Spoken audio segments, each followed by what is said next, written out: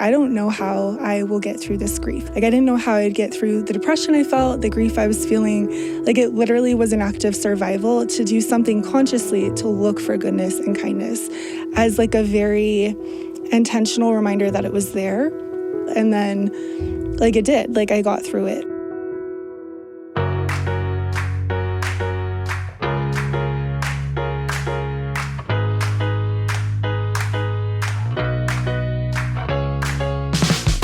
Welcome to The Lisa Show, where we take a good look at life.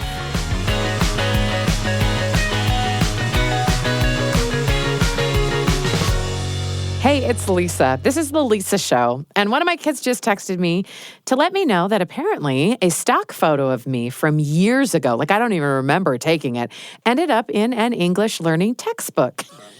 My picture illustrates the emotion anger. And I don't know what to do with that information, so I thought I would share it here. I've never been a poster child for rage, but now I am, literally. So I guess it's time to tack that onto my bio as well. Hey, and also I just need to give a shout out to Andrea, who said the nicest thing in our listener community Facebook group. Andrea, the feeling is mutual, and it means a lot to me to know that there's people that care about this the way I do. So thank you for being part of our community. Now, diving in, I need to tell you about something that's going to happen to you when you hear today's guest speak. It happened to me, and it's happened to every other person on my team who worked on this episode. Rachel Hunt is a professor and poet, and she also collects stories about kindness.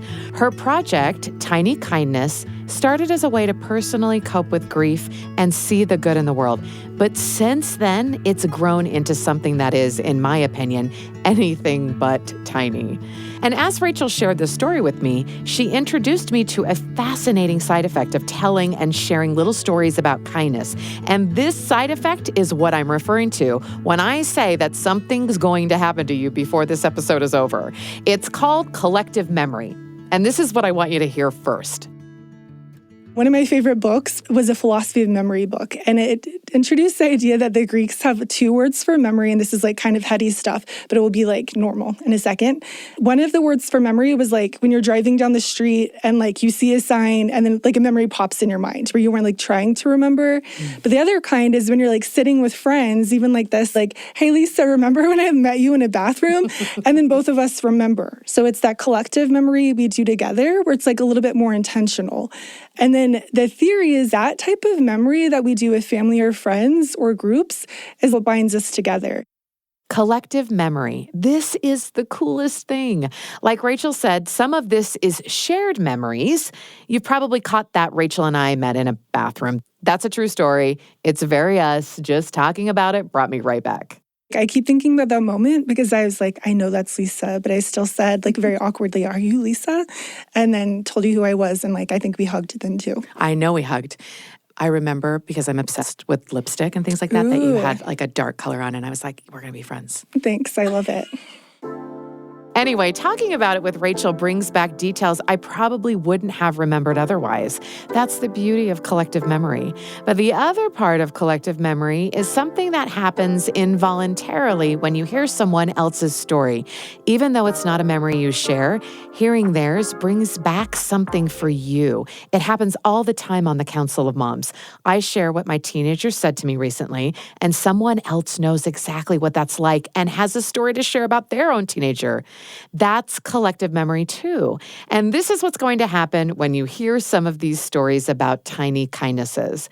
Every time I or my team has revisited this conversation, we kept being swept away by this flood of returning memories about tiny kindnesses in our own lives. Some things that we may never have thought about otherwise, if not for this exercise in collective memory. So now that you know, I want to invite you, if you're willing, to pay attention to the experiences or memories that come to mind when you hear this, and then share them with a friend, with me, with our listener community. I'll put a post up where we can do this remembering together and pay forward this collective memory experience. But for right now, I've held us back long enough. Let's rewind to the beginning so I can formally introduce you to my friend, Rachel Hunt. Hi, everyone. I'm Rachel Hunt. I'm so happy to be here. I am the founder and curator of a social media project called Tiny Kindness. I ask people to send in tiny stories of literally tiny kindnesses, which I describe as when someone does something for you that's really little, that maybe wasn't a big deal to the person who did it for you, but you will never forget it. And then I get to share those and amplify those like bits of good news with many, many people. So I should say tiny kindness, when I saw it on Instagram, my first thought was, what a great idea. What a great idea. We should all be doing this. Will you take me back to that moment that you decided to start Tiny Kindness and tell me why and what was surrounding your life during that time? Yeah, and this is a part I might cry, but it's okay to cry with friends. 100%, especially with Lisa, who cries a lot. So Lisa, when I met you in the bathroom watching the movie premiere, literally right after that, I left the premiere and got on a plane to go to China. And I don't think it was the first time that I moved to China, but when I moved there, 9 days later, I found out my brother passed away from an overdose. And I was not okay, as you can imagine, and I was really far from family. And I wasn't sleeping because I flew across the country, flew back to the US for the funeral, flew back. But I was writing a poetry book that I ended up finishing in the middle of the night. But 1 year later, I went back to the US, gave birth that summer, came back to China the exact month, exact anniversaries before. Oh, wow. I very much felt that book, The Body Keeps the Score. But this time I didn't have a poetry book to get through. So once again, I'm up in the middle of the night all by myself with the baby as the rest of the family's sleeping. And I was like, I have to find something for me to survive. And I had the idea years before. My sister's child, when they were 10, I was at their house when I was sick, and I just had a sore throat. And I didn't even know that the child was in the kitchen making me tea, but they were in the kitchen making me tea, but they had never done it before. So they cut open the little packet of the mint tea and poured it in straight with the leaves, but added honey and did their very best. And I took a sip and it was so gross. But I still was like, oh my gosh, this is the nicest thing anyone has ever done for me. So I've kind of held on to that story of if I have a story that's actually so tiny, but made me feel loved and supported, maybe other people have stories like this. So then now, that was years before, but now I'm in China, awake in the middle of the nights, mourning my brother, taking care of a new baby, feeling very alone. So I'm like, this is the time to start the project. So I literally just put out a call, described the stories I just shared, and then I was flooded with responses. I remember when it first started, there were so many posts right from the get-go. Were you surprised by the initial response? Yes, I had no idea. I thought, because I was confident other people might, but I never talked to someone in person to say, hey, by the way, do you have any of these stories that are little but mean something to you? I never had a single conversation with someone checking my theory that maybe people did. So I was surprised. And it was, at first, a lot of people I knew. I remember the first time I got a post submission from someone I didn't know that was a stranger. And I'm like, oh my gosh, someone who doesn't know me, who doesn't have that built-in trust. They trusted me to share this special story. There was a lot of growth at the beginning, thousands of people reading these stories and sending in stories. And then also telling me that their lives were being changed by it. And I could believe them because my life was also being changed by reading these stories and looking for these stories. And it changed the way that I existed in the world. Rachel's Tiny Passion Project, which started as a way to comfort herself in a moment of loss, set off a chain reaction of collective memory. As she shared tiny examples of kindness, her inbox and comment sections began to fill with people saying, I know this feeling. Something just like this happened to me. And one example, someone talked about how in a winter storm in Boston, the bus driver drove them to their door. The public bus driver who has a route, who has a schedule in this winter storm, they were the last passenger on the bus and he took them all the way to their house. And the bus driver didn't know the person had just moved to Boston and also was feeling lonely. But so it was kindness on top of kindness where she felt supported in this new town. And then I had no idea a bus driver would ever do this, but someone in the comments is oh my gosh, that happened to me once too. And that felt like it's generative. These stories of kindness are generative because they help us remember our own stories and they help us see them in real life. Like if we're looking for them, I also think about the Bader-Meinhof phenomenon or the frequency illusion. The best ways of explaining it are when I lived in Connecticut, I bought a used Subaru Forester. It was a gold color. It was really old even when I bought it. It was in 1999 or something. I never once noticed this car anywhere. After I bought it, every single time I drove to Costco, I would see 5. Every time. The exact color, the exact make. So it's like once you have reason to notice something, you literally see it everywhere. And I'm like, oh, this theory applies to kindness. Like when you're looking for it, when you have reason to notice, you literally notice them all the time. You may remember us talking about something similar just a few episodes ago with Hank Smith, how when you're looking for something or even just aware of it, it starts to pop up all around you. And while what you focus on may not change your reality, it can absolutely change the way you perceive reality, the experience you have of your own life. And I love this because as Rachel explained, these tiny kindnesses do not occur in a vacuum. So many of the stories I receive are stories that can't be fixed. Like so many are about miscarriages or stillbirths or divorce or death or job loss or like just thing after thing that's like a human experience. And a tiny kindness cannot change a miscarriage. Like it can't bring that baby back. It can't bring my dead brother back. It can't save a marriage. But what it can do is it can make you feel supported and seen through that experience. And in the end, that actually changes everything. And a lot of my favorite stories are like that. One of the first I received was a woman who was after the first year of her divorce. Her 8-year-old child remembered that the dad used to buy her a birthday cake. So he found this list from his school of all the family's phone numbers. He calls his best friend's mom and asked her to get a cake, which is also a double kindness because the mom does it. So she delivers this cake on the woman's birthday, the year after her divorce, and the son who asked for this gift gives the other mom $2.47, which was all the money he had in the world. And so, like, that didn't change that she's divorced. It didn't change this thing that happened to her family, but like, she will never forget that her child did this for her. She'll never forget that. And then another of my favorite stories happened in Japan, which for me, I also always ask like where they took place, because for me, I'm kind of trying to track that they're actually everywhere, because like a lot of news is bad news. And I feel mixed about this because we actually do need to know what's going on.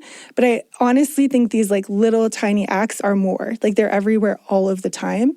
But one was in Japan, was a brand new mom. She has a 6-month-old baby, her first baby.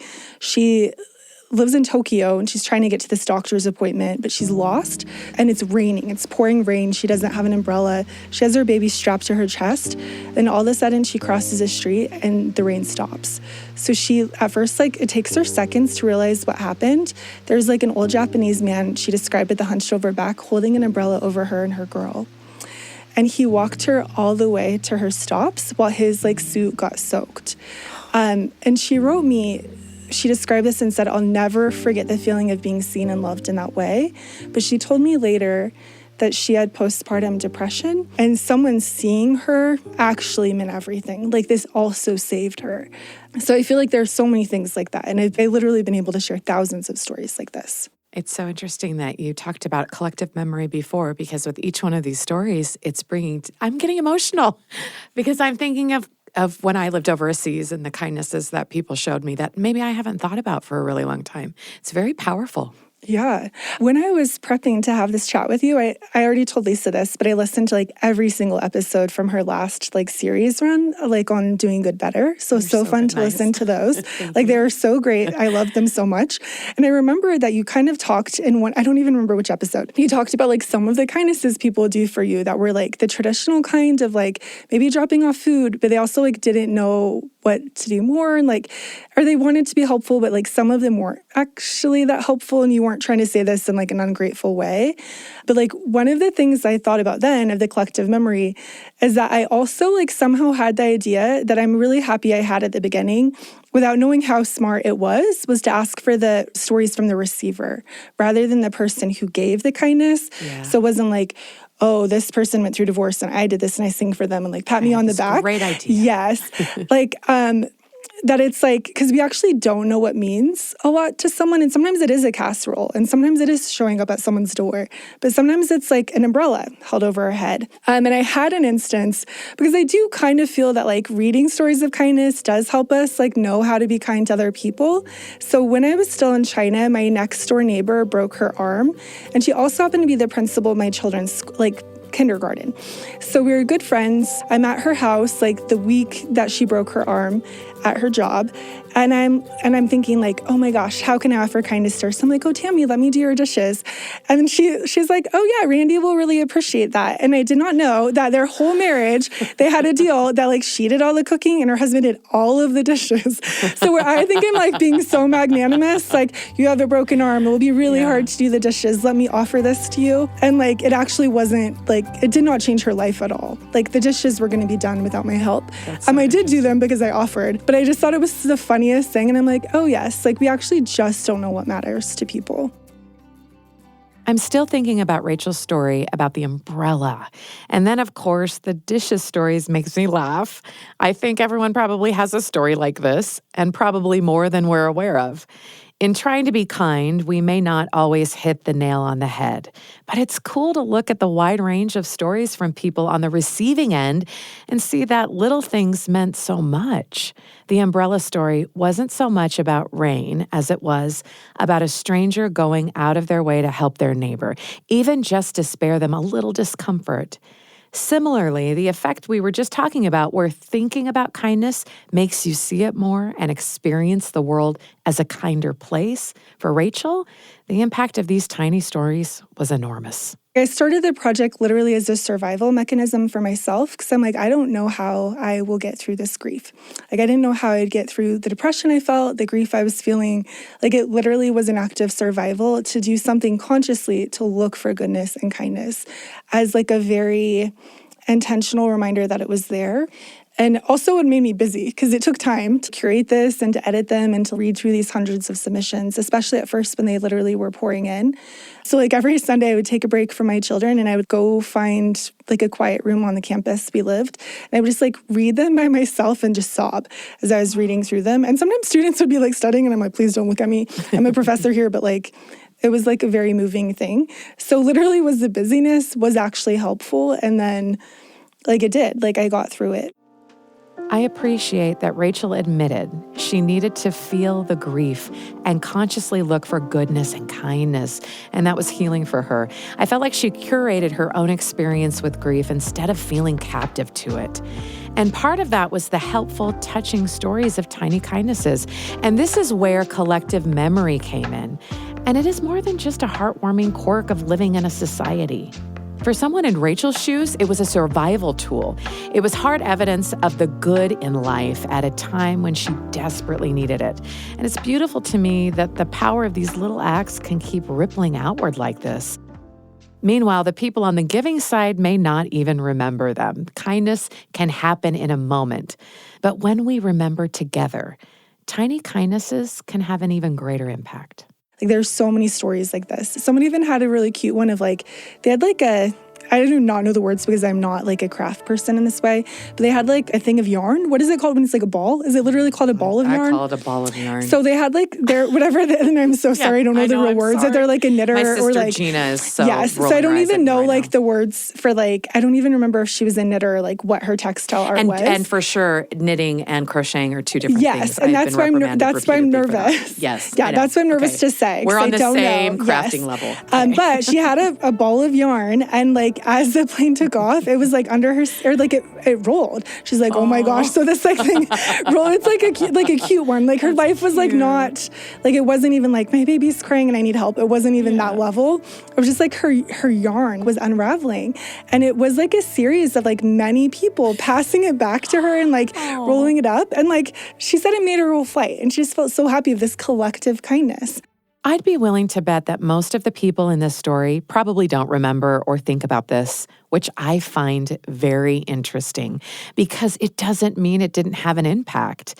I mean, I'm talking about it now, and more importantly, the person on the receiving end remembers, and now I will too.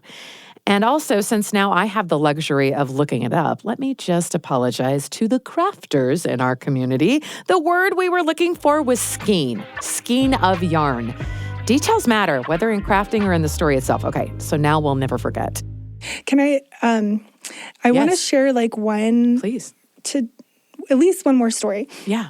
So a lot of what I've shared is about how a lot of the tiny kindnesses really do happen after a hard life moment. Like so many of the stories I receive.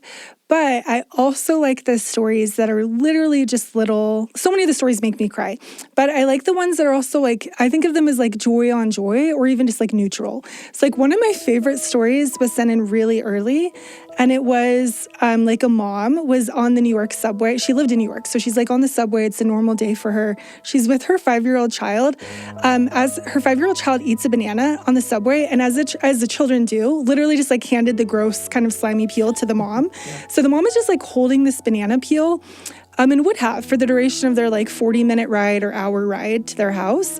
And then the young man that I think was like 20 years old, like has an earlier stop, like noticed this mom holding this gross banana peel, doesn't say a word to this person, takes the banana peel out of her hand, and she watches him as he gets off the subway onto the platform and just throws it in the trash. So I love that. I love it so much. That. It's like literally one of my like top 3 favorite stories because I like the ones that make me cry. Like I like the one I shared about the mom and the birthday cake and the child, but like this is also for me the epitome of what I'm trying to talk about, of literally so tiny. And this mom has never forgotten this story. This 20-year-old New Yorker saw her and like did the tiniest thing that wasn't hard for him to do, but it did make her life a little bit better for that 40-minute ride. So she's not holding this gross banana peel. Even more than that, like she felt seen. So I just love it. Yeah, the different, like the variety. Yeah. There's like one of my favorite poems is by Joyce Sullivan. And one of the lines is like, there's a million ways to say I love you. And I think she even has the phrase that my brother said of be safe. And I think another is eat your vegetables or something, or like get your sleep. But I just think about there's a million ways to show kindness. Like I had no idea before that someone could show kindness by throwing away a banana peel, but now I know. Or holding an umbrella, but now I know. Once you know how many different ways there are to show kindness, it's easier to spot opportunities. But sometimes you don't even need an opportunity because kindness is universal. It happens everywhere. It really isn't particular to one kind of person or place. But if you're suspicious of that or haven't thought about it in an abundant way, it may be because, like most things, looking for and being kind takes practice. Rachel told me that she's been inspired by this idea that kindness takes practice and shared an example of something that anyone can do at any time. One woman wrote me recently, actually on Tiny Kindness, and she's like, oh my gosh, I didn't know you're the woman who wrote Mother's Milk, this poetry book. And she said, I read it every Mother's Day as my gift to myself. And that was a huge kindness for me. But I feel like I'm not even writing very much right now, so it's not even where my energy is going. But these people still telling me that my work mattered to them, that matters to me. I still have depression. I still have these daily battles where I really do consciously still have to try to look for hope or goodness. But I don't doubt that my life has mattered to people. And I don't doubt that the work that I've done when I've been on the earth has made a difference, literally for the good, because people tell me. So that's a very, very specific example. But I think that telling people, like there's even the phrase, it's like kind of cheesy, but I've been hearing it lately of like, give people their flowers now. And the idea is that don't wait till someone's dead to say nice things about them. So then I think I even did find a post and like shared it about whatever's said at funerals should be said on birthdays, and then which I think is great. But then someone read that and I was like, yes. And then someone wrote and they're like, yeah, and on Mondays and on Tuesdays, and I'm like, oh, even better, because we don't even have to wait for a birthday, right? It can be small to tell someone like, hey, you matter to me. And it can feel maybe cheesy, especially if it's not someone you have a relationship with where you like tell them you love them or tell them. But like you can write it in a quick note, even to say, I'm thinking of you, or even just to share a memory and say, oh, I was just thinking about this specific time. So I feel like that's the way, like literally using words, right? Like it doesn't take very long to write someone. Get into the practice of telling people how their work mattered or impacted or you, even their or friendship. even just like their friendship, or they're just their being, or you observed something, any way that they've changed their life, and you think, oh, that's dumb, that's small, that's embarrassing, but no, it's not. Like it could really have a big effect. The expression that Rachel used, give people their flowers now, has stuck with me. I think that metaphor is just so beautiful and applies to every part of this conversation. You find what you're looking for. Rachel's way of giving people flowers, acknowledging their strengths, telling them you love them, telling them you're thinking about them, or other ways to recognize kindness, like sharing a memory, are all ways to practice. And sincerely, I don't think any of these practices are tiny. The memories I've had putting this podcast together have left a big impression on me. They've changed my life. So I don't want to minimize their impact. But what I do want to do instead is be more intentional about how I practice kindness. By doing this, just listening to this episode, you've thought enough about tiny kindnesses that you're going to see them more often. If you've experienced collective memory as you've listened, please keep it going by sharing the tiny kindnesses from your life. It magnifies their impact and helps us all to see the good in the world we live in. That's something that's going to stick around with me about this conversation. The more we talk about kindness, the more I recognize kindness in my life and opportunities I have to be kind in tiny ways today.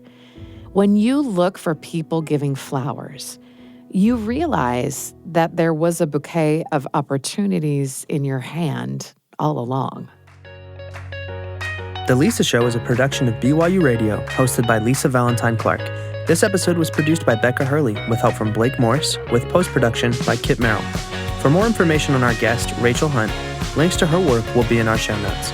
If you haven't subscribed to The Lisa Show on YouTube, you can find even more content on our channel, including the Council of Moms filmed live in our studio. As always, thanks for your messages. We read them all. And thanks for listening.